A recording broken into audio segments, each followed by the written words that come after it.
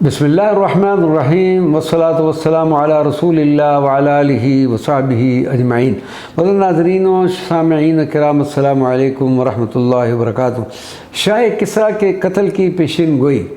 سرکار دو عالم صلی اللہ علیہ وسلم نے باذان کے ارسال کردہ خط کے جواب میں شاہ کسریٰ کے بارے میں یہ پیشین گوئی فرماتے ہوئے تحریر کروایا: تحقیق اللہ تبارک و تعالیٰ نے میرے ساتھ وعدہ فرمایا ہے کہ کسریٰ کو فلاں مہینے اور فلاں روز قتل کر دیا جائے گا۔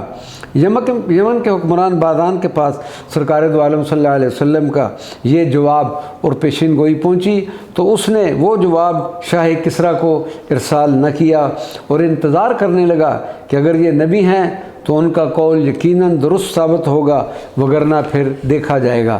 اللہ تبارک و تعالیٰ نے عین اسی روز شاہ کسریٰ کے بیٹے شیرویہ کے ہاتھوں اسے قتل کروایا کہ جس روز کا نبی کریم صلی اللہ علیہ وسلم سے وعدہ کیا گیا تھا۔ حاکم یکم باذان کا قبول اسلام۔ حاکم یمن کو جب شاہ کسریٰ کے قتل کی خبر پہنچی تو نہ صرف وہ اسلام لے آیا بلکہ اس کے بہت سے ساتھی بھی اسلام لے آئے، کیونکہ یہ شرف روز ازل سے اس کے اور اس کی ساتھیوں کی قسمت میں لکھا جا چکا تھا۔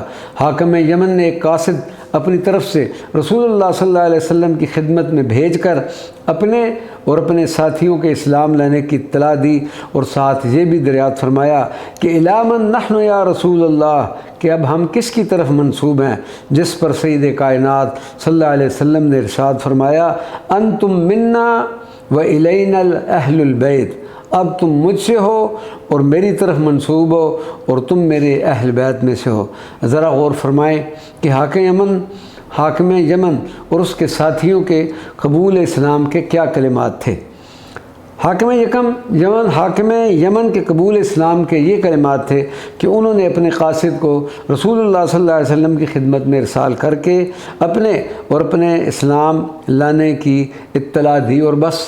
حضرات، ان کے اسلام لانے کے وہ کون سے کلمات ہیں جس کی وجہ سے سرکار دو عالم صلی اللہ علیہ وسلم نے ان کو نہ صرف مسلمان کہا بلکہ اپنی طرف منسوب کرتے ہوئے انہیں اپنی اہل بیت میں بھی شامل فرما لیا؟